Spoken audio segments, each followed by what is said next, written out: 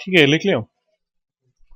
कोटा में इतना ही था। नेक्स्ट फिर हमें इसमें अब आगे सर्वर्स ही पढ़ने हैं ज़्यादातर। अब हर सर्वर के साथ में क्या है कि सर्वर को हमें फायरवॉल में उसका पोर्ट अलाउ करना पड़ता है। ठीक है, तो पहले हम फायरवॉल ही पढ़ेंगे, प्लस आपका दूसरा जो सिक्योरिटी का मैकेनिज्म मैंने आपको बताया था एससी लिनक्स, है ना, वो पढ़ेंगे। उसके बाद फिर हम सर्वर्स शुरू करेंगे। तो पहले हमें इसमें फायरवॉल पढ़ना है।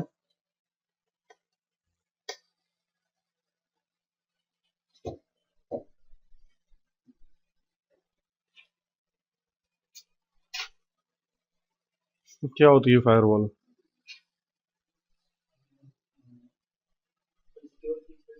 हम्म सिस्टम पे जो भी एक्सेस को ब्लॉक करने के लिए या सिक्योरिटी पर्पस से या नहीं बैड सिग्नल।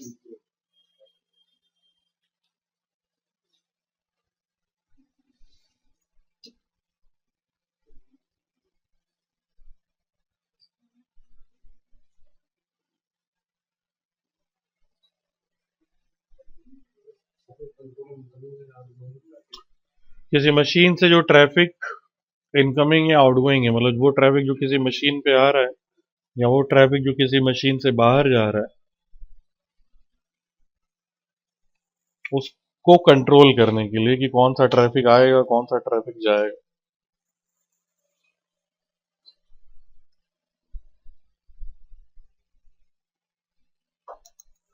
जैसे आपकी मशीन सपोज एक क्लाइंट मशीन, एक नॉर्मल मशीन है, ठीक है, और आप सपोज किसी तरीके से, कोई ज़रूरी नहीं है कि इंटरनेट हो ही, लेकिन सपोज कि आप इंटरनेट से कनेक्टेड है। अब इंटरनेट पे कई सारे सर्वर्स हैं, जैसे इंटरनेट पे सपोज गूगल का सर्वर है, या इंटरनेट पे सपोज रेड हैट का सर्वर है। हम्म तो आपकी मशीन पे सपोज आपने ब्राउजर ओपन किया, और ब्राउजर पे आपने लिखा www.google.com, तो क्या होगा? आपकी मशीन से, मतलब ये नाम आईपी एड्रेस में कन्वर्ट होगा। आपकी मशीन एक पैकेट बनाएगी जिसमें सोर्स आईपी आपका होगा, डेस्टिनेशन आईपी गूगल का होगा, है ना। देन पोर्ट नंबर्स भी होंगे, source port number, destination port number. लेकिन थोड़ा सिंप्लीफाई करके सपोज कि आपने अगर ये किया, तो आपकी मशीन से एक रिक्वेस्ट जो है वो गूगल के सर्वर की तरफ जाएगी, है ना। ये रिक्वेस्ट एक गई। अब इसके जवाब में गूगल आपको एक रिस्पॉन्स भेजेगा, तो गूगल से एक रिस्पॉन्स फिर आपकी मशीन की तरफ आया। वो रिक्वेस्ट थी, ये रिस्पॉन्स है। तो दो तरीके का ट्रैफिक है। ये जो रिक्वेस्ट वाला ट्रैफिक है, ये कैसा है? आउटगोइंग ट्रैफिक है आपकी मशीन के लिए। और ये जो रिस्पॉन्स वाला ट्रैफिक है, ये आपकी मशीन के लिए इनकमिंग ट्रैफिक है। ठीक है, तो फायरवॉल के थ्रू आप यही दो तरीके का ट्रैफिक कंट्रोल कर सकते हैं। एक वो जो आपकी मशीन से बाहर जा रहा है, और दूसरा जो आपकी मशीन पे अंदर आ रहा है। बस एक तीसरे टाइप का भी ट्रैफिक होता है।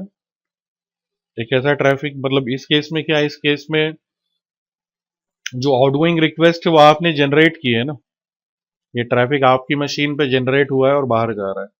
लेकिन कई बार क्या होता है कि ये ट्रैफिक किसी दूसरी मशीन पे जनरेट हुआ है और आप उसको फॉरवर्ड कर रहे हैं आगे। वो चलो आगे डिस्कस करेंगे, जब आपकी मशीन एज ए राउटर काम कर रही हो तब ऐसा होता है। तो इसमें फायरवॉल में हम ये दो तरीके का ट्रैफिक रोक सकते हैं या कंट्रोल कर सकते हैं कि कौन सा ट्रैफिक है जो हमारी मशीन से बाहर जा सकता है, या कौन सा ट्रैफिक है जो हमारी मशीन पे अंदर आ सकता है। ठीक है, अब इसमें क्या है कि बाहर जाने वाला ट्रैफिक जो होता है, इस पे मोस्ट ऑफ द टाइम या ज्यादातर जो है कोई रिस्ट्रिक्शन नहीं होती है। बाहर जाने पे रिस्ट्रिक्शन जो है वो अंदर आने पे होती है। हम्म? जैसे इस केस में देखिए क्या है कि जो ट्रैफिक आपकी मशीन पे अंदर आ रहा है, वो आपकी रिक्वेस्ट के जवाब में आ रहा है। आपने गूगल को एक रिक्वेस्ट भेजी तो उसने आपको रिस्पॉन्स भेजा, तो जो इनकमिंग ट्रैफिक आपकी मशीन पे आ रहा है वो आपने रिक्वेस्ट भेजी थी उसके जवाब में आ रहा है। तो इस ट्रैफिक को नहीं रोकेंगे। जो ट्रैफिक आपके किसी सवाल के जवाब में आ रहा है या आपकी किसी रिक्वेस्ट के रिस्पॉन्स में आ रहा है, वो ट्रैफिक नहीं रोकना है हमें। ट्रैफिक कौन सा रोकना है हमें? कि हमने कोई रिक्वेस्ट भेजी ही नहीं किसी को, है ना। कोई दूसरा अगर हमें मतलब इसको अगर उल्टे डायरेक्शन में आप देखो, तो जो गूगल है, गूगल ने तो आप गूगल भी तो एक मशीन ही है, एक कंप्यूटर ही है। मतलब आपके केस में क्या हुआ, पहले आपकी मशीन से एक आउटगोइंग पैकेट गया जिसमें रिक्वेस्ट थी, तो इसके जवाब में एक इनकमिंग पैकेट आया जो कि रेस्पॉन्स था, है ना। आपने रिक्वेस्ट भेजी तो आपको जवाब मिला। लेकिन गूगल के साथ में क्या है, गूगल की मशीन को एक पैकेट मिल रहा है। इसको जो पहला पैकेट मिला वो कैसा था, इनकमिंग। इसके जवाब में फिर इसने एक आउटगोइंग पैकेट भेजा ना। तो आपका जो रिक्वेस्ट यहाँ गूगल को गया है, ये गूगल ने तो आपसे कहा नहीं था कि मुझे रिक्वेस्ट भेजो। मतलब गूगल को जो पैकेट मिल रहा है या जो मैसेज मिल रहा है, उसके लिए गूगल ने कोई रिक्वेस्ट नहीं भेजी थी।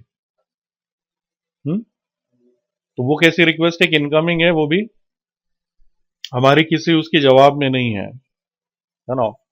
तो इसमें देखो क्या है कि जो क्लाइंट मशीन्स होती हैं वो बाय डिफॉल्ट क्या करती हैं, आउटगोइंग कनेक्शन ही बनाती है।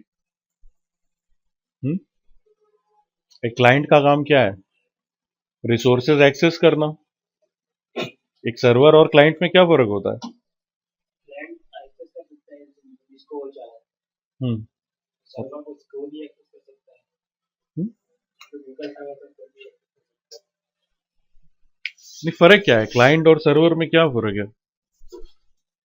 क्लाइंट जो है वो सर्विसेज यूज कर रहा है और सर्वर जो है वो सर्विसेज दे रहा है। सर्वर को सर्वर इसीलिए कह रहे हैं क्योंकि वो सर्विसेज प्रोवाइड करता है। तो जिसको सर्विस यूज करनी है वो रिक्वेस्ट भेजेगा ना बाहर, और जो सर्विस दे रहा है उसके पास रिक्वेस्ट आएंगी, इनकमिंग होंगी, है ना। मतलब सपोज करिए कि जैसे पासपोर्ट ऑफिस है, तो पासपोर्ट ऑफिस क्या एक सर्विस दे रहा है कि वहां पासपोर्ट बनते हैं। तो पासपोर्ट ऑफिस तो लोग जाएंगे ना, उनको अपना गेट खुला रखना पड़ेगा। अगर वो एंट्री ब्लॉक कर देंगे कि लोग यहाँ आ नहीं सकते हैं, तो पासपोर्ट बनेंगे कैसे, वो सर्विस देंगे कैसे, है ना। तो उनको लोगों के लिए, जनरल पब्लिक के लिए एंट्री खुली रखनी पड़ेगी। लेकिन हम अपने घर के दरवाजे थोड़ी खुले रखेंगे सबके लिए। हम क्या है, हम क्लाइंट है ना। तो हमारे घर से बाहर जाने पे कोई वो नहीं है, रिस्ट्रिक्शन नहीं है। घर से तुम बाहर जाएंगे। और पासपोर्ट ऑफिस में क्या है, वहां इनकमिंग पे कोई रिस्ट्रिक्शन नहीं है कि लोग अंदर आएंगे ही, ठीक है। लेकिन आपके घर में अंदर आने पे तो रिस्ट्रिक्शन होगी कि कोई भी घर में ना घुसा चला है, जानने वाले लोग ही आए। तो इस वजह से क्लाइंट मशीन्स पे क्या होता है, बाय डिफॉल्ट जो आउटगोइंग रिक्वेस्ट होती है उस पर कोई रिस्ट्रिक्शन नहीं होता है। लेकिन इनकमिंग रिक्वेस्ट पे रिस्ट्रिक्शंस होते हैं कि भाई आपकी मशीन अगर इंटरनेट से कनेक्टेड है सपोज, ठीक है, एक दूसरी मशीन मान लो। अब इंटरनेट पे कोई एक दूसरा यूजर हो सकता है कनेक्टेड हो, दूसरी मशीन, या इंटरनेट पे हो सकता है कोई दूसरा सर्वर हो। तो कोई आपकी मशीन को रिक्वेस्ट क्यों भेजना चाहेगा जब आप कोई सर्विस देते ही नहीं है? आप गूगल को रिक्वेस्ट इसलिए भेज रहे थे कि गूगल भाई एक वेबसाइट रन कर रहा है, सर्विस दे रहा है, तो आपने गूगल को रिक्वेस्ट भेजी, वो लेगा भी। लेकिन कोई आपकी मशीन को रिक्वेस्ट क्यों भेजेगा जब आप कोई सर्विस देते ही नहीं है ना। तो कोई भी इनकमिंग रिक्वेस्ट अगर हमारे पास आ रही है तो हम क्या करेंगे, उसको ड्रॉप करेंगे, क्योंकि हम किसी तरह की कोई सर्विस नहीं देते। तो फायरवॉल इसीलिए लगी है कि बाहर से अगर कोई रिक्वेस्ट आ रही है हमारी मशीन की तरफ, तो वो ट्रैफिक जो है वो ड्रॉप करना है। बीच में फायरवॉल है यहाँ पे। हम्म। लेकिन यहां से अगर रिक्वेस्ट बाहर जा रही है तो दिस इज अलाउड। बाहर जाना अलाउड है, लेकिन बाहर से अंदर आना, हाँ। लेकिन अंदर जो ट्रैफिक अगर आपकी रिक्वेस्ट के जवाब में आ रहा है तो अलाउड है। हाँ, अगर रिक्वेस्ट के जवाब में कोई रिस्पॉन्स आ रहा है तो वो अलाउड है, उस तरीके का इनकमिंग ट्रैफिक अलाउड है। लेकिन बिना रिक्वेस्ट भेजे अगर उधर से कोई, अगर हमें कोई रिक्वेस्ट भेज रहा है, ट्रैफिक भेज रहा है, दैट इज नॉट अलाउड। ये समझ में आ रहा है ना कॉन्सेप्ट? अब इसमें 7 में क्या हुआ है, 7 में कुछ चेंजेस हो गए हैं। आपका RHEL 6 तक जो आप टूल यूज कर रहे थे फायरवॉल कॉन्फ़िगरेशन के लिए वो था आईपी टेबल्स, मतलब ये RHEL 6 एंड इसके पहले वाले जो वर्जन थे। 5.55 इनमें हम फायरवॉल के लिए आईपी टेबल्स यूज कर रहे थे, मतलब टूल भी और सर्विस भी। लेकिन RHEL 7 में ये चेंज हो गया। RHEL 7 में हम यूज कर रहे हैं फायरवॉल डी।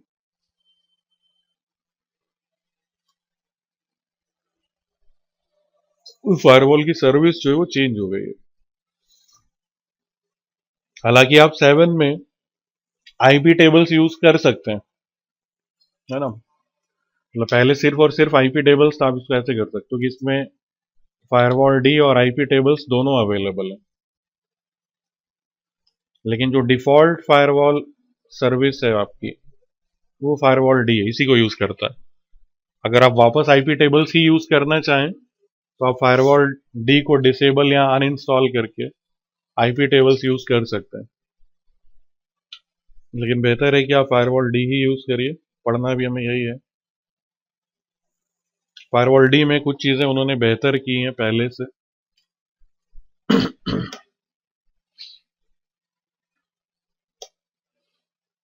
जैसे इनमें एक जो मेजर या बड़ा डिफरेंस है वो ये कि आईपी टेबल्स में सपोज आपने फायरवॉल में कुछ रूल्स बना रखे थे पहले से, जैसे आपने 10 रूल्स बना रखे हैं पहले से और फायरवॉल आपकी एक्टिव है।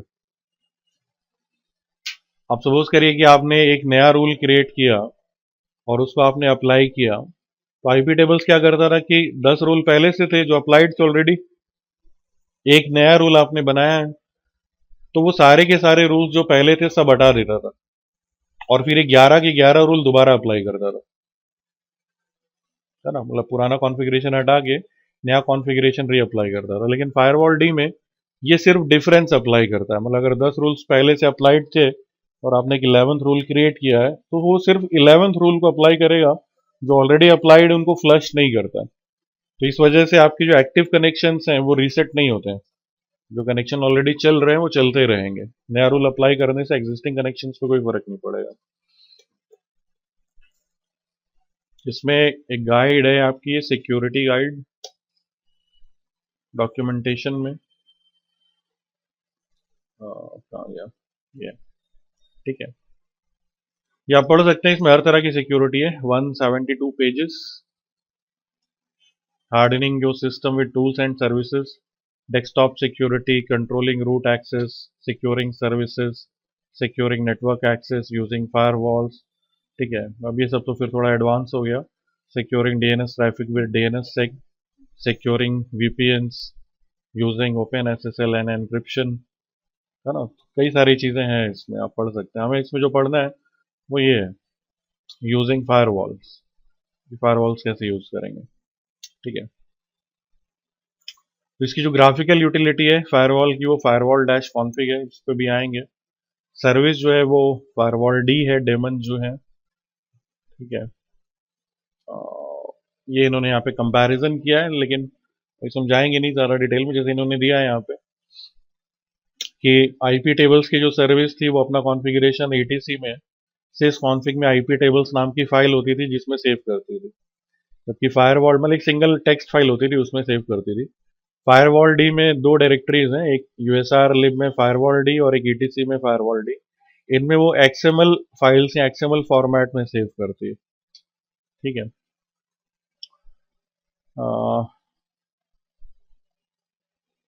अब ये इन्होंने दिया है यहाँ पे, आईपी टेबल्स के लिए आईपी टेबल्स की सर्विस रन करती है, फायरवॉल डी के लिए फायरवॉल डी की सर्विस या डेमन रन करता है, ठीक है। अगर आप आईपी टेबल्स वाली सर्विस यूज करें तो फायरवॉल कॉन्फ़िगरेशन की जो ग्राफिकल यूटिलिटी थी वो system dash config dash firewall होती थी। फायरवॉल डी में जो ग्राफिकल यूटिलिटी है फायरवॉल रूल्स लगाने के लिए वो फायरवॉल डैश कॉन्फिग है, और जो कमांड लाइन यूटिलिटी है वो फायरवॉल डैश CMD है। मतलब सपोज इनमें से कोई भी आप यूज करिए, अगर आप फायरवॉल कॉन्फिग के थ्रू कोई फायरवॉल रूल क्रिएट करते हैं तो वो रूल मिलेगा फायरवॉल डी की सर्विस को। अगर आप system dash config dash firewall के थ्रू कोई रूल क्रिएट करते हैं तो मिलेगा आईपी टेबल्स की सर्विस को। ये दोनों सर्विसेज एक साथ रन नहीं करेंगे, दोनों में से कोई एक यूज करेंगे। ठीक है, अब इन दोनों में क्या है कि चाहे आईपी टेबल्स की सर्विस आप रन करिए, चाहे फायरवॉल डी वाली यूज करिए, ये दोनों ही फायरवॉल का रूल कर्नेल को पास करने के लिए, कर्नेल में नेट फिल्टर मॉड्यूल है जो फायरवॉल हैंडल करता है, तो ये दोनों ही कर्नेल को फायरवॉल का रूल पास करने के लिए आईपी टेबल्स कमांड ही यूज करते हैं, है ना। मतलब जो कमांड है वो आईपी टेबल्स वाली ही यूज होगी, आप चाहे फायरवॉल डी यूज करिए चाहे आईपी टेबल्स यूज करिए। नेक्स्ट फिर इसमें आपका अंडरस्टैंडिंग नेटवर्क जोन्स, लेकिन इस पे जाने से पहले आप फायरवॉल देख लो, फिर वहां पे जोन्स की बात करेंगे।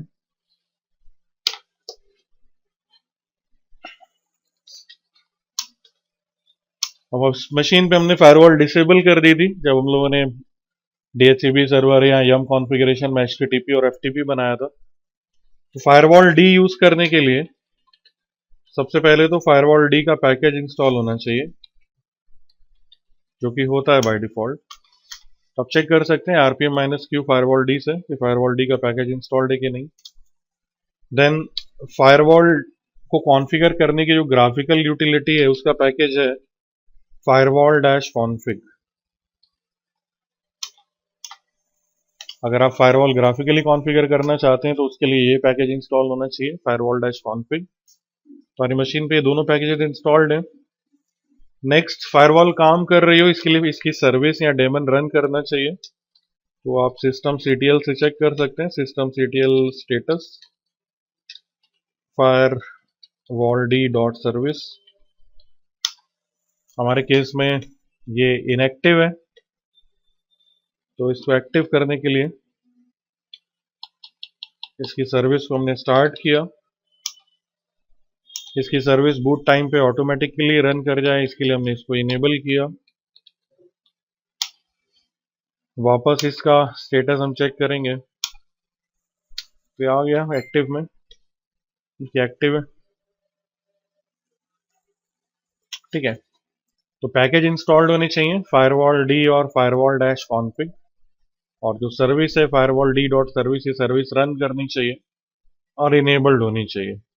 तो एक्टिव में तो आपको दिख रहा है यहाँ पे कि सर्विस एक्टिव है, और यहाँ लोडेड में ऊपर दिखा रहा है कि सर्विस इनेबल्ड है। आखिर में इनेबल्ड का मतलब है बूट टाइम पे ऑटोमेटिकली स्टार्ट हो जाएगी।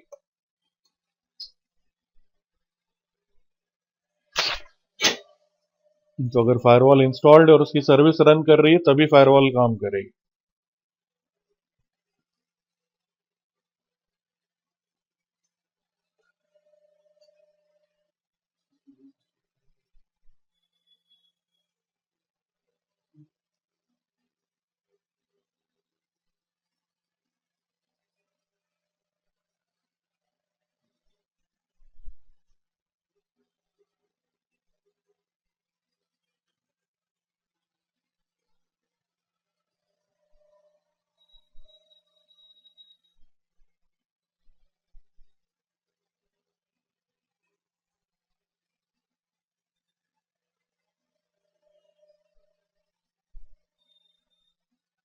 दोनों ही कमांड्स लाएंगे, स्टार्ट एंड इनेबल।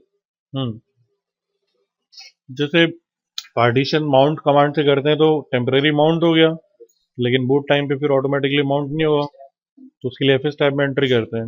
वैसे आपने स्टार्ट किया तो अभी तो स्टार्ट हो गई है, लेकिन बूट टाइम पे फिर बंद हो जाएगी। तो इनेबल का मतलब है कि बूट टाइम पे सर्विस ऑटोमेटिकली स्टार्ट होगी।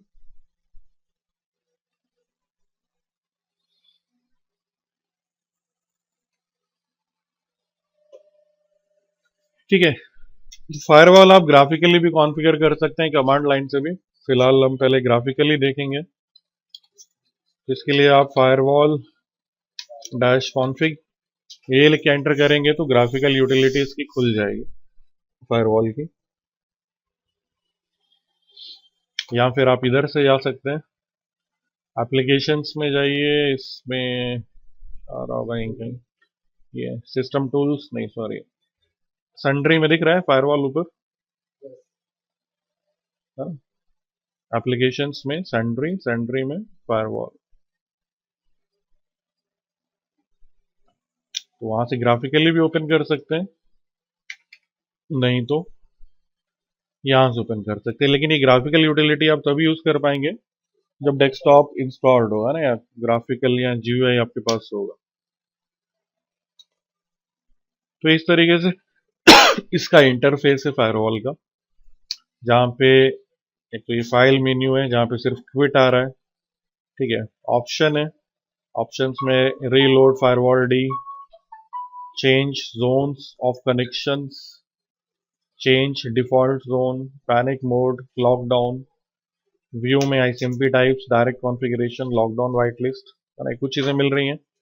फिर यहाँ पे कॉन्फ़िगरेशन में रन टाइम और परमानेंट, ये दो चीज़ें आ रही हैं। यहाँ पे जोन्स हैं एंड सर्विसेज हैं। जोन्स में जाएंगे तो ये सारी जोन्स यहाँ पे दिख रही हैं, जिसमें बाय डिफॉल्ट पब्लिक सेलेक्टेड है। देन यहाँ पे किसी भी पर्टिकुलर जोन में services, ports, masquerading, port forwarding, ICMP filter, rich rules, interfaces, sources, ये डिफरेंट चीज़ें यहाँ पे आ रही हैं। तो ये सब समझना है आपको, ठीक है। इसमें सबसे पहली चीज़ जो है, फायरवॉल बहुत इंपॉर्टेंट पार्ट है ना, एक सिस्टम एडमिनिस्ट्रेशन के पॉइंट ऑफ व्यू से भी, फायर इंटरव्यू के पॉइंट ऑफ व्यू से भी, और एग्जाम के पॉइंट ऑफ व्यू से भी। एग्जाम में आप जो भी कॉन्फ़िगरेशन करेंगे उसमें फायरवॉल ऑन होनी चाहिए, और आप जो भी सर्वर बना रहे हैं उसका पोर्ट या उस सर्वर या सर्विस को आपको फायरवॉल में अलाउ करना पड़ेगा। तो इसमें सबसे पहले जो चीज़ है वो है जोन, ठीक है। जोन में इन्होंने क्या किया कि कुछ प्री डिफाइंड जोन्स बना दिए हैं, ठीक है। जैसे यहाँ पे ये जो देख रहे हो, ये जोन्स पहले से बनी हुई हैं, block, DMG, drop, external, home, internal, public, trusted, work, ये जोन्स पहले से बनी हुई हैं। अलग अलग जोन्स का अलग अलग मतलब है, मतलब ये जो जोन्स यहाँ पे बनी हुई हैं इसमें पहले से डिफाइंड है कि इस पर्टिकुलर जोन में कौन सा ट्रैफिक अलाउड है और कौन सा ट्रैफिक ड्रॉप हो जाएगा। इन जोन्स में पहले से ही प्री डिफाइंड है, ठीक है। अब इसमें भी क्या है कि इनमें से कौन सी जोन है जो बाय डिफॉल्ट एक्टिव होगी, है ना। तो इसमें क्या होता है कि हाँ, पब्लिक ही होती है आपका जो, आप प्रोफाइल काइंड ऑफ कह सकते हैं कि मल्टीपल प्रोफाइल्स बनी हुई हैं और इनमें से एक प्रोफाइल एक टाइम पे एक्टिव होती है।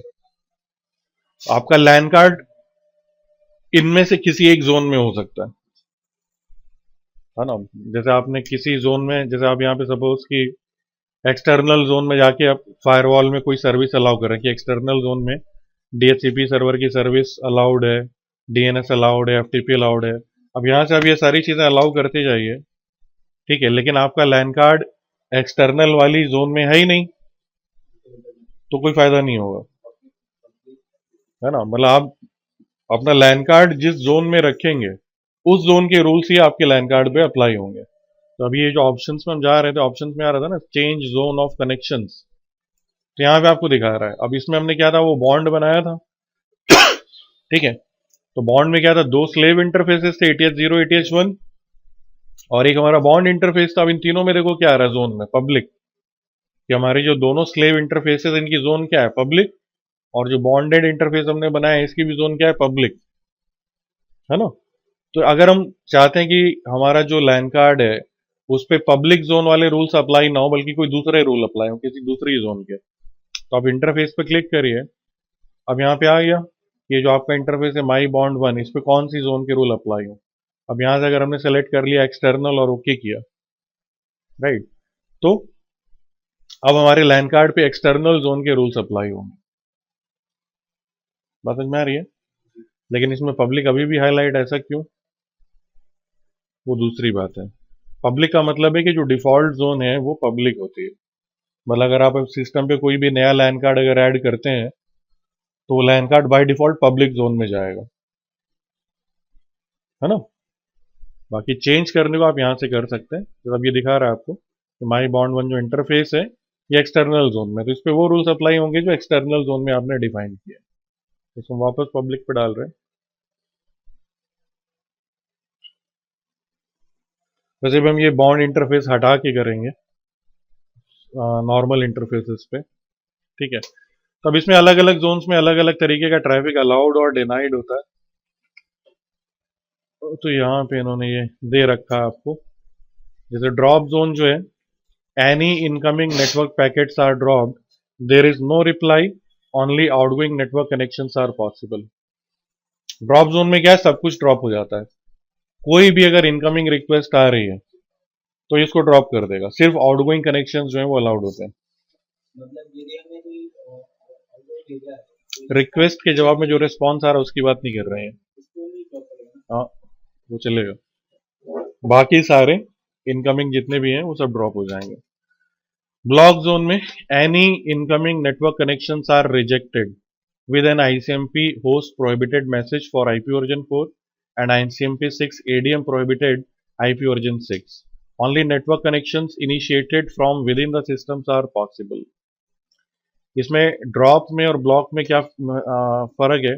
ड्रॉप में जैसे कोई इनकमिंग रिक्वेस्ट अगर आ रही है तो ये उसको ड्रॉप कर देगा, लेकिन ये रिक्वेस्ट जिसने हमें भेजी थी उसको ये नहीं बताएगा कि भी तुम्हारी रिक्वेस्ट हमने रिजेक्ट कर दिया, ड्रॉप कर दिया।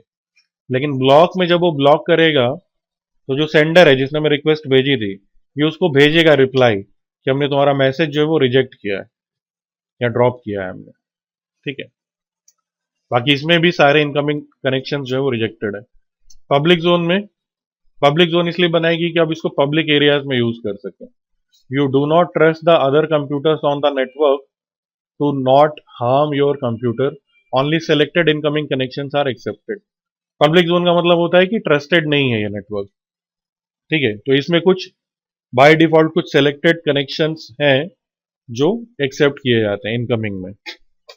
एक्सटर्नल में, for use on external networks with masquerading enabled specially for routers, you do not trust the other computers on the network to not harm your computer, only selected incoming connections are accepted. इसमें भी वही external का मतलब हम external network पे हैं और इसमें भी selected incoming connection he accepted होते हैं। लेकिन इसमें क्या है, इसमें मास्क्यूरेडिंग है। मास्क्यूरेडिंग इनेबल्ड का मतलब है कि इस पे इंटरनेट एक्सेस होगा। आईसीएस जो होता है विंडोज में इंटरनेट शेयरिंग के लिए, है ना, तो इसमें क्या है कि वो आईसीएस लगा हुआ है, नैट चल रहा है, नेटवर्क एड्रेस ट्रांसलेशन, और आपका आईपी जो है वो पब्लिक आईपी में ट्रांसलेट हो रहा है। डीएमजी सुना होगा ये टर्म आपने, डीएमजी, जेड को जी पढ़ते हैं तो डीएमजी बोलते हैं इसको।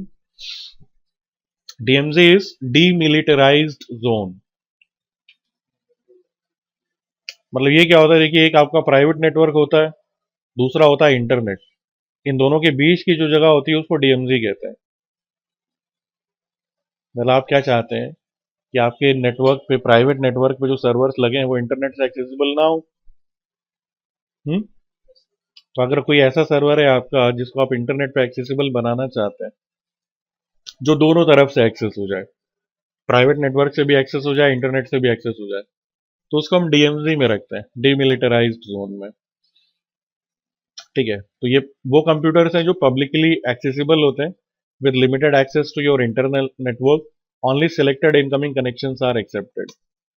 वर्क का मतलब आपके वर्क एनवायरनमेंट में, for use in work areas, you mostly trust the other computers on the network to not harm your computer. मतलब इसमें जो दूसरी मशीनें नेटवर्क पे लगी उनको हम ट्रस्ट करते हैं। इसमें भी कुछ सेलेक्टेड इनकमिंग कनेक्शन एक्सेप्टेड होते हैं। होम का मतलब होम यूजर या होम एरिया हम यूज कर रहे हैं, इसमें भी हम ट्रस्ट करते हैं कंप्यूटर्स को, इसमें भी कुछ सेलेक्टेड इनकमिंग कनेक्शन एक्सेप्टेड है। Internal, for use on internal networks, इसमें भी आप ट्रस्ट करते हैं दूसरे कंप्यूटर्स को, इसमें भी कुछ सेलेक्टेड इनकमिंग कनेक्शन एक्सेप्टेड है। ट्रस्टेड में सब एक्सेप्टेड है, all network connections are accepted, इसमें कुछ ब्लॉक नहीं कर रहा हूं। तो इसमें जो मोस्ट रिस्ट्रिक्टिव है वो ये है, ड्रॉप और ब्लॉक। इसमें जितना इनकमिंग ट्रैफिक आ रहा है सब ड्रॉप होगा, सिर्फ आउटगोइंग अलाउड है। ट्रस्टेड में सब अलाउड है। बीच वाले जो हैं उनमें कुछ चीजें जो अलाउड है, कुछ चीजें जो है वो अलाउड नहीं है। ठीक, तो कौन सी जोन यूज करनी चाहिए डिपेंड करेगा कि आपकी मशीन कहाँ लगी है, होम नेटवर्क पे है कि वर्क नेटवर्क पे है कि डीएमजी में लगी है ना, उसके हिसाब से। और अब जो भी जोन लें वो जोन आप अपने हिसाब से एडिट कर सकते हैं। ठीक है, कल करेंगे फिर उसको।